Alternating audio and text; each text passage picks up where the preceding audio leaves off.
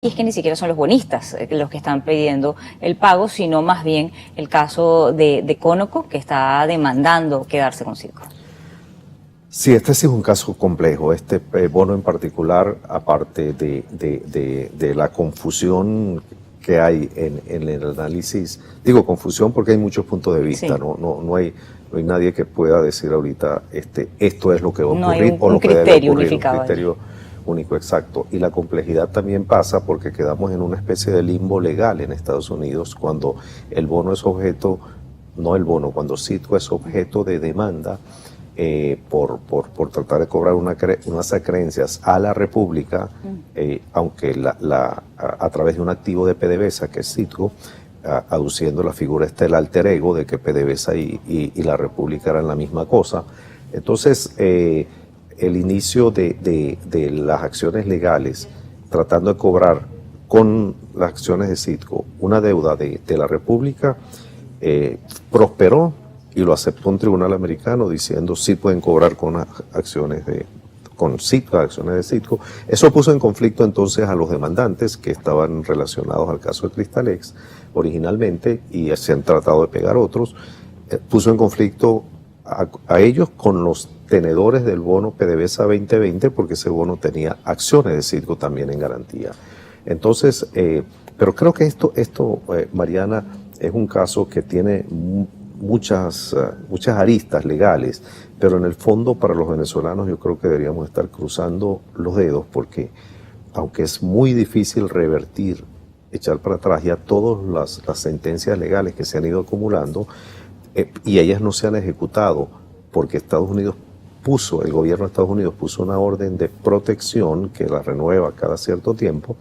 Esa orden de protección significa que en ausencia de ella se podría ejecutar y ya el Tribunal Americano a cargo de esto ya hasta nombró un síndico para realizarlo, pero el caso yo creo que es único en la historia internacional. Esto va a sentar una jurisprudencia yo creo que muy importante, pero si me permites terminar la idea, aquí entra el gobierno de Venezuela o digamos las partes políticas en Venezuela que entraron en conflicto simultáneo y enredaron más el asunto porque no hubo una defensa homogénea nacional, sino dos parcialidades políticas, y de hecho una sola, porque en el momento de las sanciones se le impide a la administración, al gobierno de Maduro, se le impide ser parte, defenderlo. Y después lo que pasó con la otra parte generó un vacío, digamos un vacío de defensa, y los venezolanos quedamos, el país quedó indefenso, y es un activo, el principal activo que tenemos fuera de Venezuela, y creo que ahorita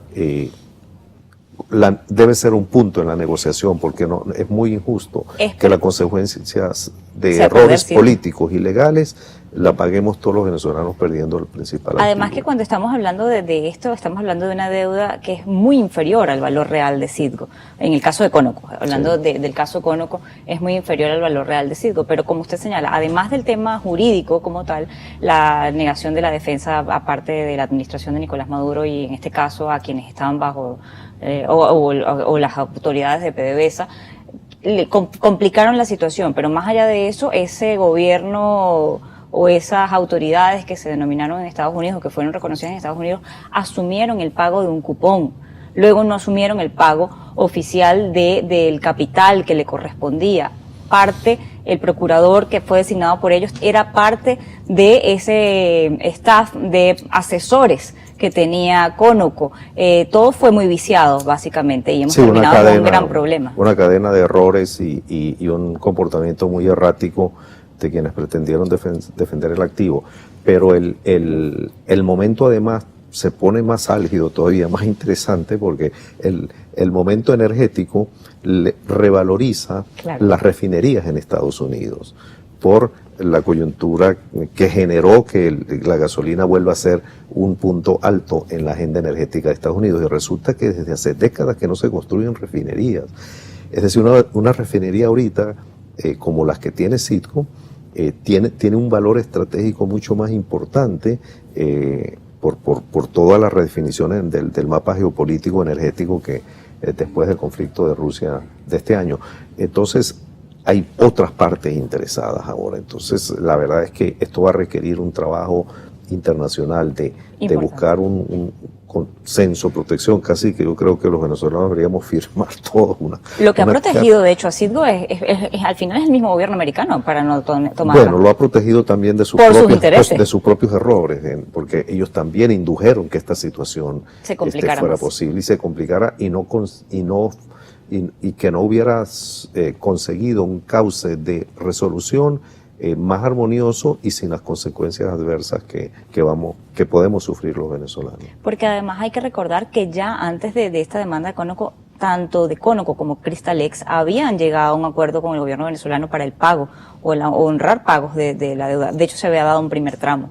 Y bueno, luego vino todo lo que se complicó. Sin embargo, en medio de esta situación, me gustaría, antes de finalizar, puntualizar cuánto es la deuda efectiva que tenemos en bonos, específicamente de PDVSA, la emisión que se ha hecho. Mira, para hablar en números redondos, estamos hablando de, al momento del incumplimiento, de cerca de 60 mil millones de dólares entre los bonos de PDVSA y la República, más o menos mitad y mitad, para no confundirnos con. Sí, porque se ha hablado de cifras de 180 mil. 180 mil es un cálculo que hizo alguien. El 180 mil es la carta al niño Jesús de los acreedores, ¿no? Cuando tú quieres sacar toda la cuenta que tú me debes, te pongo ahí hasta el día que no me saludaste, ¿no? Probablemente. Entonces, es una cifra sujeta a auditoría, pero lo más, digamos, documentado, cierto, es la deuda en bono, porque los bonos están emitidos con prospectos, emitidos en formalidades de mercados internacionales, etcétera.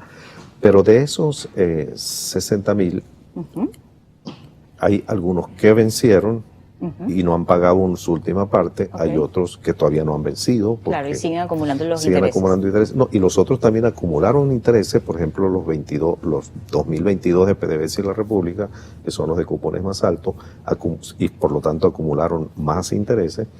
Bueno, pero partiendo de la cifra de 60 mil millones, ahí se generan grandes preguntas ahora. Estados Unidos y Suiza incautó una cantidad de miles de millones de dólares que está en los registros de los bancos suizos. Sí. Eso se tiene que reestructurar. ¿Quién lo va a reestructurar? Si fueron cuentas confiscadas por algún problema de legitimación o de cualquier otra razón, por lo que fuera. Para no hacer larga una lista de problemas de ese tipo, todavía hay que depurarlos, es a donde quiero llegar. Y una vez que depures, además debes tomar otra decisión, que la tienen que tomar en la mesa de negociaciones. ¿Qué vas a hacer con los intereses acumulados? Porque cuando hablamos de 60 mil y la depuramos, vamos a llegar a una cifra y luego tenemos que definir qué vamos a hacer con los intereses, y eso va a marcar una situación muy distinta. Pero para terminar la complejidad, no hay deuda que en la historia de las deudas latinoamericanas que esté tan atomizada entre acreedores grandes institucionales, pequeños, pequeñitos, algunos que compraron en bolívares, en locales venezolanos, y luego una complejidad de fondos y vehículos institucionales diversos. Entonces, escoger un comité de acreedor representativo de todos esos señores es muy distinto a cuando a algunos les gusta comprar la deuda venezolana con la de Belice, por ejemplo, cuando Belice le debía a 3 bancos y se tenía que reunir con 3 bancos en la mesa. Claro. Esta complejidad es sumamente retadora para buscar una vía justa y apropiada para todos. Bien, le agradezco habernos acompañado la tarde de hoy. Noticias Globovisión Economía. Ramiro Molina, economista, socio director de Fibenca Casa de Bolsa, también estaba con nosotros la tarde de hoy. Vamos así a ponerle punto final a Noticias Globovisión Economía. Recuerde que toda la información la